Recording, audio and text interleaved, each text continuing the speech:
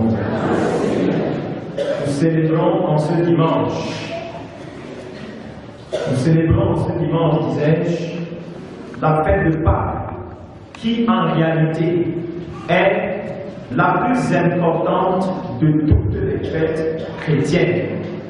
Le monde nous a laissé croire que les fêtes de la Nativité et la Saint-Sylvestre suivies du jour de l'an sont les moments les plus festifs que nous devrions avoir. Pourtant, lorsque nous examinons les Écritures de la Genèse à l'Apocalypse, nous comprenons que c'est la mort et la résurrection de Jésus-Christ qui constituent le fondement même de notre foi. C'est parce que Christ est ressuscité que nos prédications ne sont pas des fanfaronnades. C'est parce que Christ est ressuscité que votre foi n'est pas vaine. L'apôtre Paul disait, je le cite, en 1 Corinthiens chapitre 15, verset 17. Et si Christ n'est pas ressuscité, votre foi est vaine. Vous êtes encore dans le péché. Autrement dit, si Jésus n'avait pas vaincu la mort, l'humanité ne serait pas sauvée. Si Jésus n'avait pas vaincu la mort, vous ne serez pas délivrés de la puissance de Satan. Si Jésus n'avait pas vaincu la mort, tout serait destiné au feu de la géhenne. C'est donc par la résurrection de Jésus-Christ que nous sommes libres. C'est par sa résurrection que Satan n'a effectivement et définitivement plus de pouvoir sur les élus. C'est quoi la Pâque? À l'origine, la Pâque n'est pas une fête chrétienne. Elle est une célébration essentiellement juive et dérive de l'expression du terme hébraïque Pessah. Pessah veut dire simplement traverser. Et la Pâque à l'origine rappelle aux Juifs cette nuit où ils ont traversé la mer à pied sec, étant ainsi délivrés de près de 4 siècles d'esclavage en Égypte. La Pâque pour eux donc, c'était une sorte de fête d'indépendance, une sorte de fête de la libération, où le Seigneur s'est souvenu d'eux et les a affranchis de l'oppression, du joug de l'esclavage en Égypte. C'était généralement une fête où les Juifs de partout dans le monde entier convergeaient de Jérusalem. C'était une fête où il y avait une très forte mobilisation. Et pendant la célébration, un agneau devait être immolé. Et on se souvient qu'à l'institution, il devait manger des herbes amères, qu'on appelait les azimes. Et c'était quoi? Le souvenir de l'amertume, de la douleur de l'esclavage en Égypte. C'est à partir du 2e siècle de notre ère que la Pâque a été officialisée comme une fête chrétienne. Et jusqu'au 4e siècle, les chrétiens se sont versés dans une sorte de festivité où ils oubliaient même l'essentiel même ou la signification profonde de la fête de la Pâque. Mais 4 siècles avant eux, on va constater que dans les communautés naissantes, les gens avaient aussitôt fait d'abandonner le sens spirituel de la Pâque pour se livrer à sa dimension festive uniquement. Un peu comme plusieurs font aujourd'hui pendant les fêtes de Noël. On dit que Noël, c'est la célébration de la venue dans le monde du Sauveur de l'humanité. Mais plusieurs célèbrent la venue du Sauveur en dehors des principes du Sauveur. D'aucuns choisissent même d'aller carrément se réfugier dans les lieux ou les endroits où Satan est célébré pour manifester leur joie de fêter la venue dans le monde de la lumière. Et donc, un triste constat est fait au sein de la communauté de Corinthe par l'apôtre Paul. Et ce triste constat est fait dès les versets premiers du chapitre 5 de la première lettre aux Corinthiens. Paul dit, je le cite, on entend dire généralement qu'il y a parmi vous de l'impudicité. Et une impudicité telle qu'elle ne se rencontre pas même chez les païens. C'est au point que l'un de vous a la femme de son père. Et quand on entend ceci, on a l'impression qu'on n'est pas dans une communauté chrétienne. Et pourtant, le constat qui est fait par Paul n'est pas fait dans une association mondaine, mais bien une église. Dans une église, on se rend compte, peut-il faire le constat, que les gens se sont tellement livrés à l'immoralité qu'ils confondent même les choses. C'est au point où quelqu'un carrément est avec la femme de son père. Outre le péché de l'impudicité, il constate également qu'on a au sein de cette assemblée une foule de personnes qui versent dans l'orgueil dans tous les plans. Et au verset 2, il dit, et vous êtes enflés d'orgueil. Et vous n'avez pas été plutôt dans la mission, afin que celui qui a commis cet acte fût ôté du milieu de vous. Donc ce qui se passe dans cette communauté de Corinthe est que les gens, au lieu d'être attristés, au lieu de dénoncer et de condamner un tel péché, sont tranquilles comme si de rien n'était. Et c'est quasiment des choses que nous observons dans l'Église. Les gens sont assis dans les assemblées, parfois portant la parole de Dieu, commettent des atrocités, commettent des actes ignobles, iniques. Mais ce qu'on fait, c'est Dieu va se souvenir de lui, ou bien Dieu va le juger. Laissez-le. Et je me pose bien la question, jusqu'à quand est-ce que nous allons continuer à faire les constats là où Dieu veut que nous dénoncions le péché? Dans la communauté de Corinthe, donc, l'orgueil était leur partage, l'immoralité était leur partage. Entre eux, il y avait tellement de tensions, de division, au point où, quand ils disaient célébrer la Pâque, ce n'était plus du tout la Pâque qui nous rappelle la victoire de Jésus sur la mort, sur le péché, mais c'était une autre fête que seul pouvait connaître les tenants et les aboutissants. Et Paul peut dire, c'est bien alors que vous vous glorifiez. Ne savez-vous pas qu'un peu de levain fait lever toute la pâte? Nous savons ce que c'est que le levain. Dans nos cuisines, beaucoup de nos mamans savent bien ce que c'est que le levain ou la levure. J'emploie le terme qui nous est plus familier.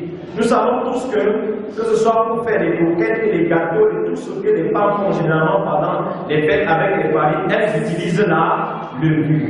C'est quoi le rôle de la levure? C'est de faire monter la pâte. C'est de faire monter la pâte. Et Paul ici dit que de même que le levain fait monter la pâte et donne à la pâte une forme qu'elle n'avait pas à l'origine, sachez qu'il y a un autre type de levain qui, si celui-ci entre dans votre vie, vous serez tout sauf ce que vous étiez censé être. C'est quoi donc le levain dans la pensée de l'apôtre Paul? Le levain représente le péché et toutes ses ramifications.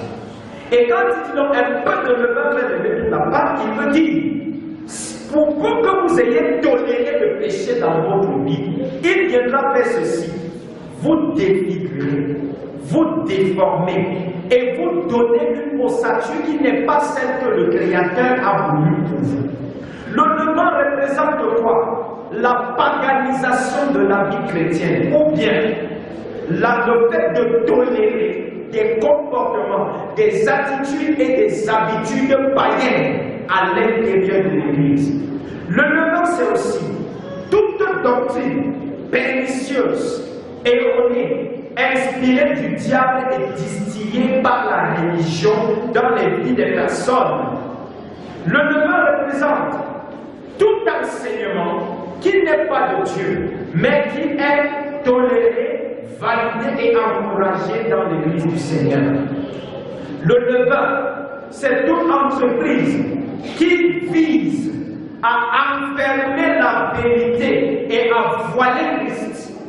Toute prédication, tout enseignement, tout message qui ne présente pas le Christ victorieux, le Christ vainqueur de la mort, le Christ qui guérit, le Christ qui restaure, le Christ qui remet l'espoir dans les vies, est un mauvais levain qui fait lever la race.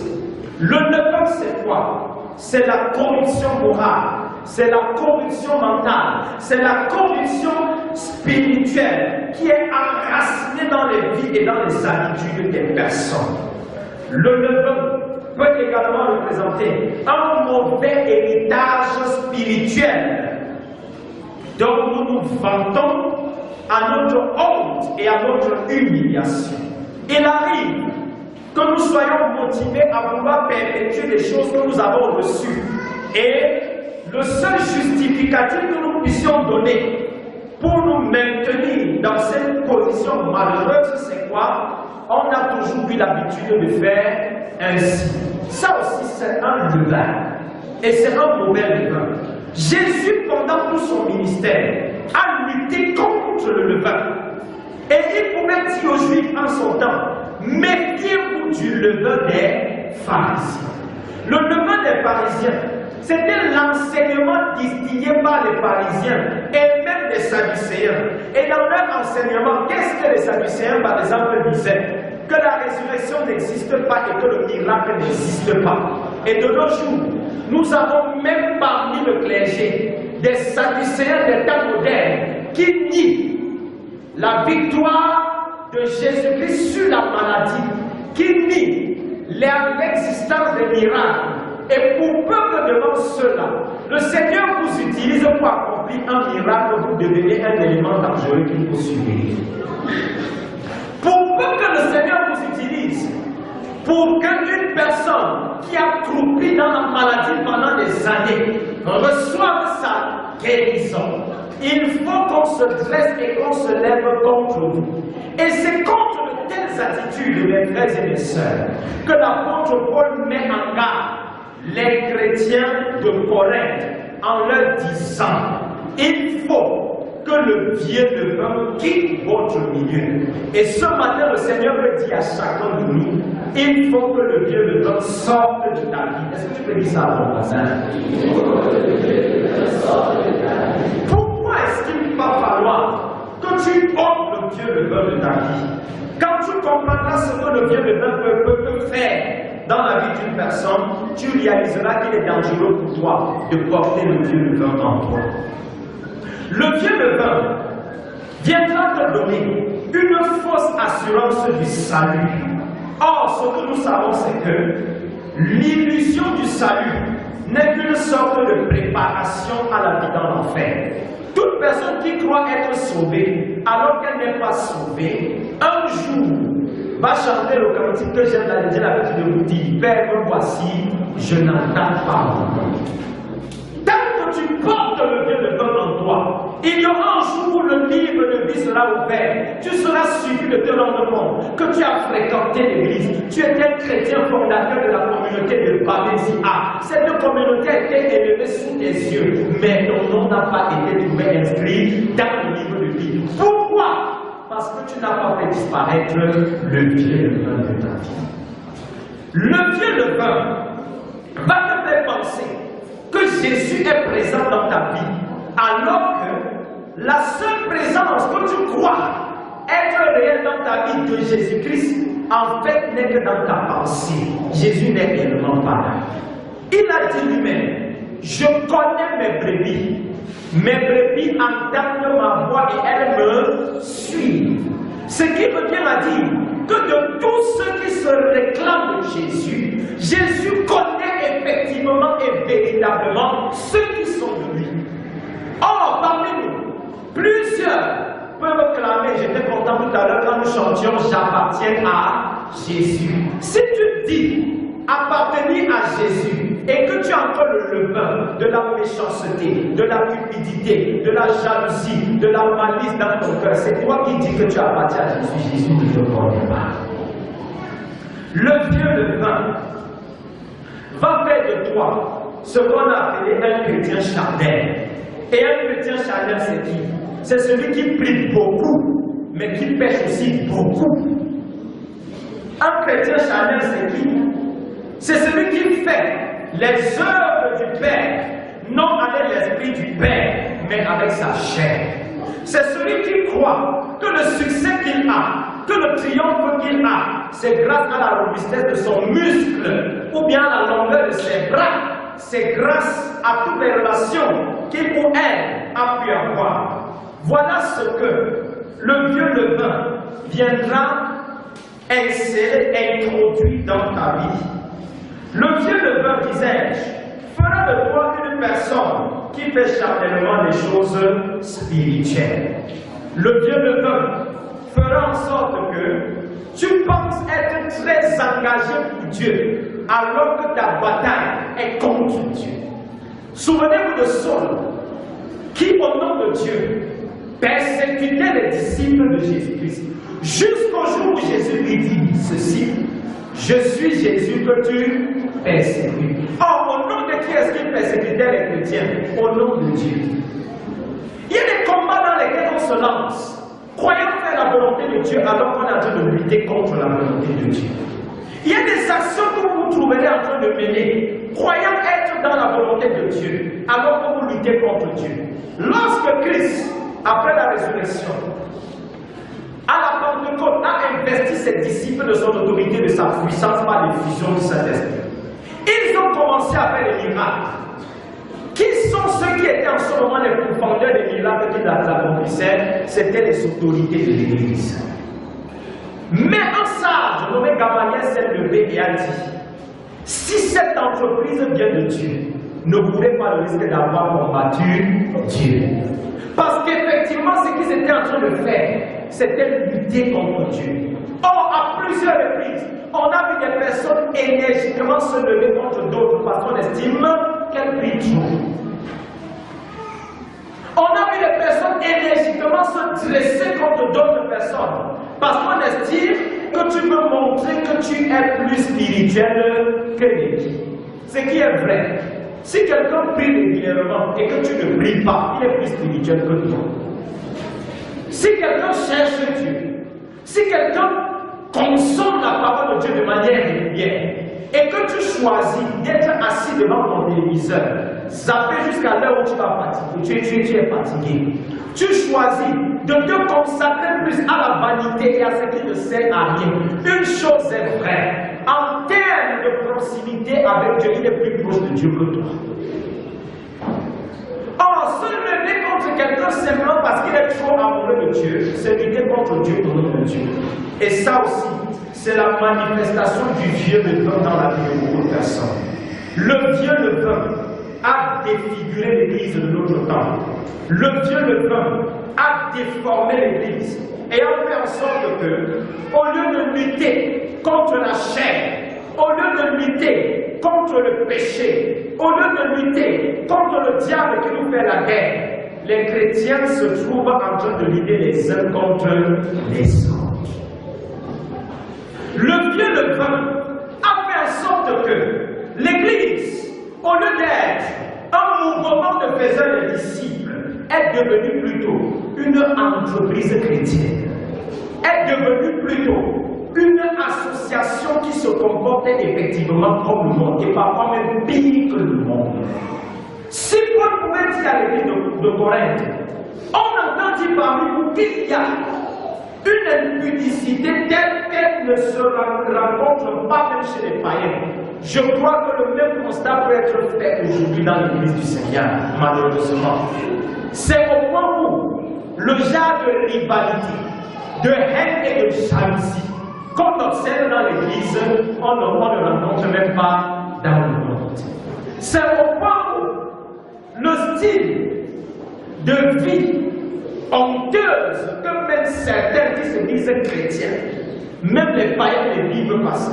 C'est au point où l'aspect solidarité qu'on rencontre chez les païens, on ne rencontre même pas chez les chrétiens. Pourquoi? Parce que certains sont devenus tellement individualistes que quand ils disent chers frères et sœurs en Christ, ce n'est qu'un enjoliveur, ce n'est pas une réalité. Voilà le triste constat qu'on peut faire à cause de la présence du vieux levain. Le vieux levain a fait en sorte qu'on ne connaisse même plus par moment quelle est la différence entre la manifestation de la puissance de Dieu et la manifestation de la puissance du diable. C'est le vieux levain qui fait que des personnes choisissent de servir Jésus-Christ en allant prendre des pouvoirs dans le monde occulte. C'est le vieux levain qui fait en sorte qu'on pense qu'on peut être totalement consacré à Dieu et consacré aux choses du monde. Dieu en a marre de voir une église qui, au lieu de faire sa volonté, c'est-à-dire la volonté de Dieu, est en train de faire sa volonté, c'est-à-dire la volonté de elle-même, l'église. S'il est clair que le vieux levain nous détruit, nous ferme les portes de la présence de Dieu, que le vieux levain nous empêche de communier avec Dieu, il est temps, et je dirais plus que jamais qu'il est temps, de nous en défaire, de nous débarrasser du vieux levain. Comment le faire? Nous inspirons des Saintes Écritures et nous inspirons les dits de l'apôtre Paul. Se débarrasser du vieux levain, c'est commencer d'abord par dénoncer sa présence au milieu de nous. Tant que nous tolérons la présence du vieux levain au milieu de nous, il va se comporter comme lui qui tombe sur une feuille de papier. Lorsque lui tombe sur une feuille de papier, qu'est-ce qui se passe? Ça se répand. Il y a des péchés que si nous tolérons à l'intérieur de l'Église, il y aura contagion. Les uns et les autres seront contaminés. Vous venez dans certaines communautés où on n'a même plus le pouvoir de dire à certains jeunes de ne pas vivre dans l'impudicité. Pourquoi? Parce que ceux qui sont censés demander de ne pas vivre dans l'impudicité sont les modèles d'impudicité. Commençons par dénoncer les œuvres des ténèbres au milieu de nous. Il ne vous sert à rien de constater des attitudes des membres de vos chorales.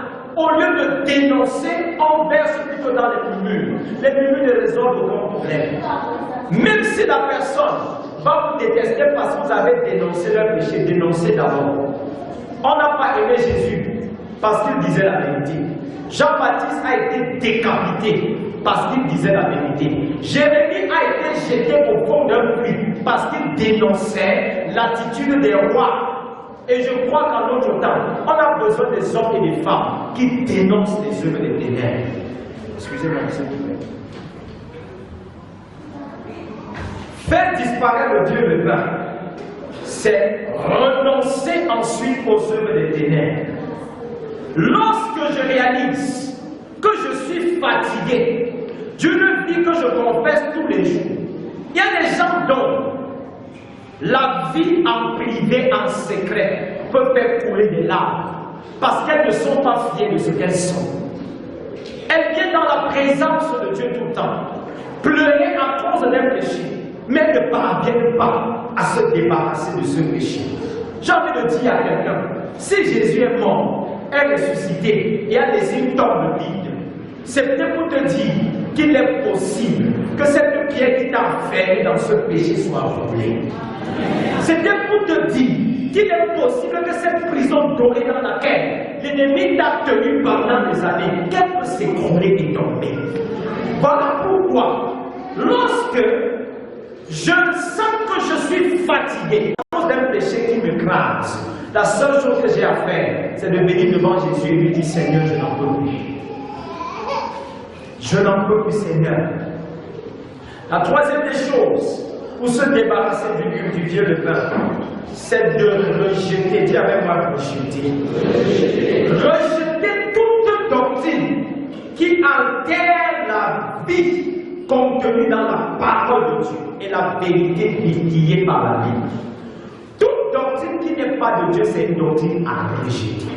Une doctrine qui me dit que je dois utiliser le balai pour balayer la malchance dans ma vie, je dois rejeter ça. Une doctrine où on vient m'enseigner que les mouchoirs et les photos des gens, je dois les appliquer sur mon cœur, sur mon ventre, pour recevoir la guérison. C'est des doctrines que je dois rejeter. La Bible me dit que toutes choses ont été créées par quoi? La parole. Et jusqu'à ce que le monde soit totalement détruit. D'ailleurs, Jésus dit que le ciel et la terre vont passer. Mais ce qui ne va pas passer, c'est quoi? C'est la parole. Je crois que la parole par laquelle Jésus a guéri les malades peut encore guérir les malades aujourd'hui. Je crois que la parole qui a fait sortir les morts des tombes peut encore faire sortir les morts des tombes aujourd'hui. Je suis persuadé, je suis convaincu que si nous dénonçons et que nous renonçons en même temps aux œuvres des ténèbres, il y a des mauvaises doctrines qui ne trouveront même pas droit de citer dans nos vies. Parce que quand elles viendront, elles vont rencontrer le message pur et non dilué que Jésus a déposé dans le cœur. La quatrième chose que je vais te dire,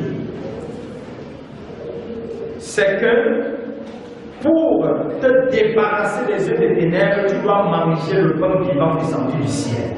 Et le pain vivant descendu du ciel, c'est Jésus-Christ lui-même. Il a dit en Jean 6,51, je suis le pain vivant descendu du ciel. Et Jésus encore, c'est la parole. Celui qui demeure dans la parole de Dieu ne sera pas ébranlé, il y a des choses que tu ne feras pas. Ce qu'on a constaté dans l'église de Corinthe, c'est parce que les gens ont été légers dans leur vie de foi.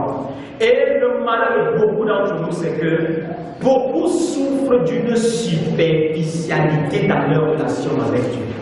Leur vie de prière superficielle, méditation superficielle. Ils sont des chrétiens de la superficialité.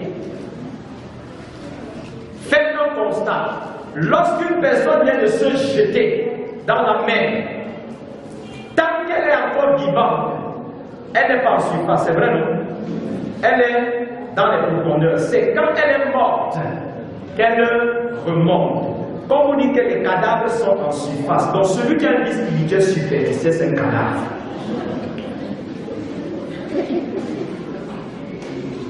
Les vivants sont dans les profondeurs. Ceux qui cherchent Dieu sont dans les profondeurs. Dieu lui-même a dit, sondez. On sonde en surface.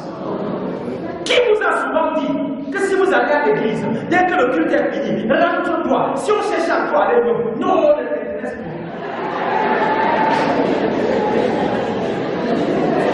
En surface, c'est les morts.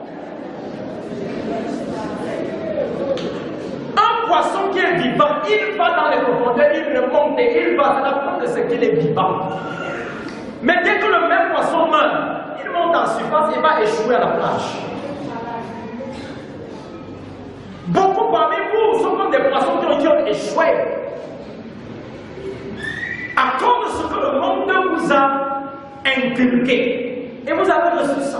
Et certains sont fiers. Non, moi, je fais moi comme tu dis là. J'ai fait moi mon culte et après, je pars. Quand ils cherchent, je ne suis plus moi. Leur chose là, je ne suis pas dedans. Ne sois pas dedans, tu es un cadavre.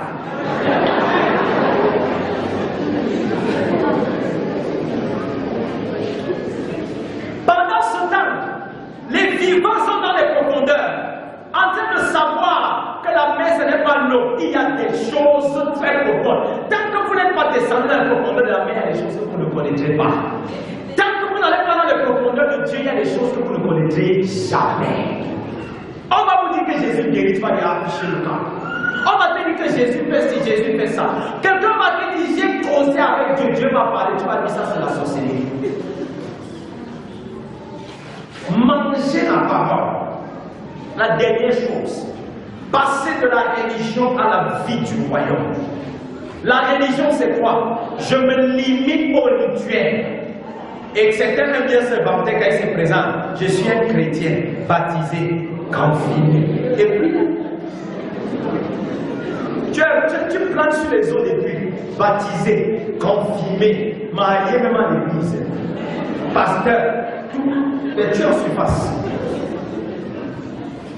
Tu es en surface. Parce que tu es dans la religion. La religion, c'est la théorie de la foi. Jésus-Christ a guéri. Mais si le même Jésus guérit, oh, faites attention, c'est la religion. Et la religion est plus dangereuse que Satan et tous les démons réunis. Parce que la religion te fait croire que tu es dans la vérité alors que c'est l'illusion de la vérité. La religion va te faire croire que parce que tu as reçu le baptême, ta place est cimentée au ciel. La religion va te faire croire que parce que tu travailles trop pour Dieu, ta place est assurée auprès du Père. La Bible n'a pas dit que ceux qui vont travailler pour Dieu seront sauvés, mais elle a dit que ceux qui croiront seront sauvés. La Bible n'a jamais dit que ceux qui seront enregistrés dans un registre de communauté, celui-là sera sauvé, mais c'est celui seul dont le nom sera inscrit dans le livre de vie. Il s'agit de ceux qui ont cherché Jésus, qui ont trouvé Jésus et qui ont dit à partir d'aujourd'hui, Jésus, je ne te laisserai plus. Il s'agit de ceux qui jour et nuit disent à Jésus, je veux encore plus de toi. Il s'agit de ceux qui ne se lassent pas d'aller dans la présence de Dieu. Il s'agit de ceux qui ont fait disparaître le vieux levain. Et comme disait notre grand frère, l'apôtre Paul, il y fait disparaître le vieux levain, afin que vous soyez une pâte nouvelle. Puisque vous êtes sans levain, car Christ notre Pâque a été immolé, célébrons donc la fête, non avec du vieux levain, non avec un levain de malice et de méchanceté, mais avec les pains sans levain de quoi? De pureté et de vérité. Quand cette fête de Pâques, la pureté et la vérité soient relâchées dans vos cœurs, afin que vous soyez une pâte neuve. Que le Seigneur bénisse son nom et son Amen.